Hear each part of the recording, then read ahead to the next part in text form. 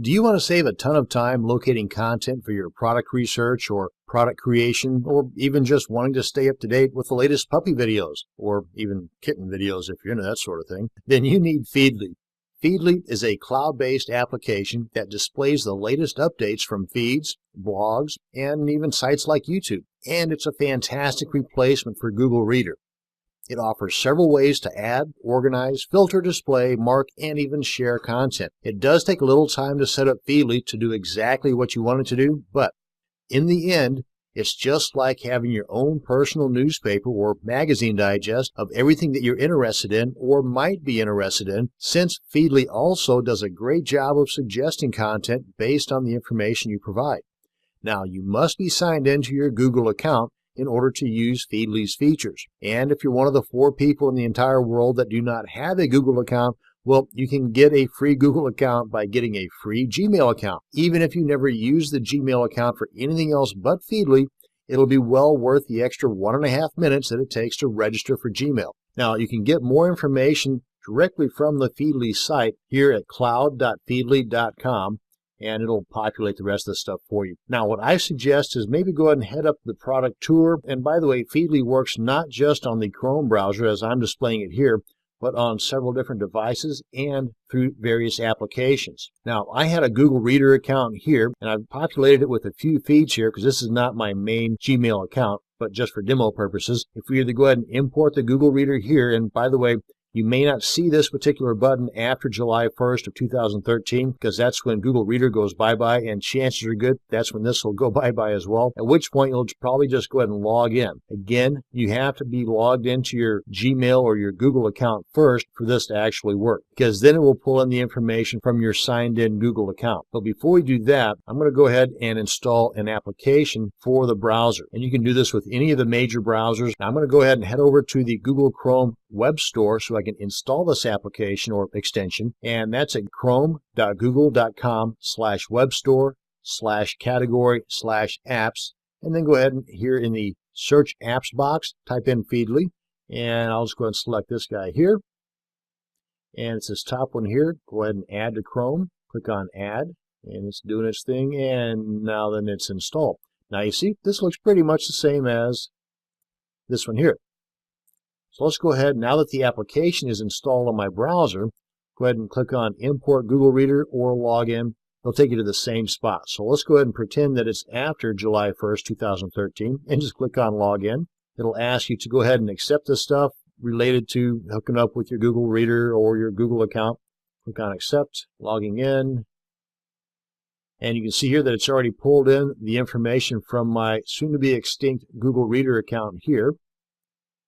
Whoops, let's go ahead and get out of this guy here. And I'm in the My Feedly section. If you want to add content to your reader or to Feedly, click on Add Content, and you see you've got a few different ways to do this here by entering the URL of a website or a title or even a hashtag plus the topic. And rather than just starting you off blank, Feedly has added some potential options here for you to choose from to get you started. So if you wanted to add some business content or some gaming content or design content to your Feedly account, let's try design. It gives you some options here. Just click on the plus button over here, and I suggest creating a category and keeping all of your feeds categorized for future quick reference. Now let's go ahead and add a general category. Click on add, and now then come back here to My Feedly, and you see right here there's the general, and I've got 10 posts waiting. Now that we've added some content, let's check out how we can go about reading that content. Now if we come on over here, right now we're in the Today section.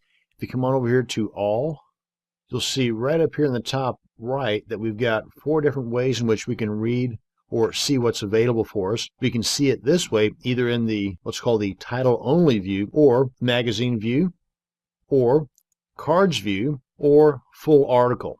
So if you'd like to get a better all-around view of what is currently available that you haven't read, go to the title only option and you'll be able to see a lot more right in front of you here. And as you click on or read the various feeds, the numbers over here related to this in that particular category will decrease. And once you have the content opened up, you can either save it for later, email it, buffer it, share it on Facebook, LinkedIn, Twitter, or Google+.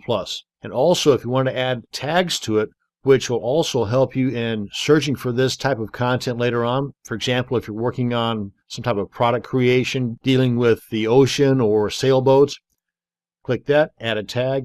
So not only do you have things categorized, but now then you'll have tags associated with each bit of content. And if it's something you don't think you're ever going to need, you got the trash can right over here to dispose of it properly. Most of this here is pretty self-explanatory, but again, I would suggest checking out some of the help section here to learn more about all the ins and outs. Like under the preferences, there's a ton of stuff here. So get familiarized with this. As a matter of fact, if we come on down here, you can toggle on or off some of the Facebook newsfeed, Twitter module, heck, even the finance module. You can put in stock symbols here. And if I go ahead and add in a stock symbol here, let's try an easy one. F for Ford. And if you want to change up the look of the theme, you've got that option here as well. Come on back here to today. And over here in the right sidebar, you can see the My Feedly information right here.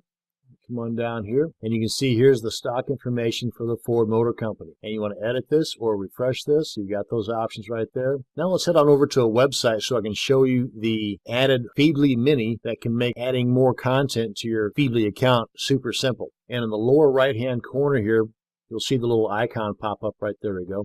And you can even adjust the height that this pops up off of the bottom of your browser within that preferences section I was just in. Now then you just left click on this guy here, and you can select this guy here for save it for later. Sorry, it's just off the side of my video here. Click on that to save for later, and you can see now that it's saved for later. Right here, if you want to preview this in Feedly itself, then you can hit the plus button. You can also email it, tweet it, share it on Facebook, or give it a +1 for Google+, and this will hold true with just about any site. And before I close things out here, just want to mention that here at blog.feedly.com/feedly-tutorial, there's a whole lot of cool stuff in here that goes into greater detail on how to squeeze the most Feedly juice out of your Feedly account. Now, this has been more of an overview than a full-blown how-to tutorial on Feedly, so I encourage you to get in here and spend a little time playing around with the various features and preferences, and especially checking out the help section. The main thing to take away from this video is to use the power of RSS feeds and readers like Feedly to stay up to date with topics you are interested in, or just for content creation ideas. Thanks for watching this video on Feedly.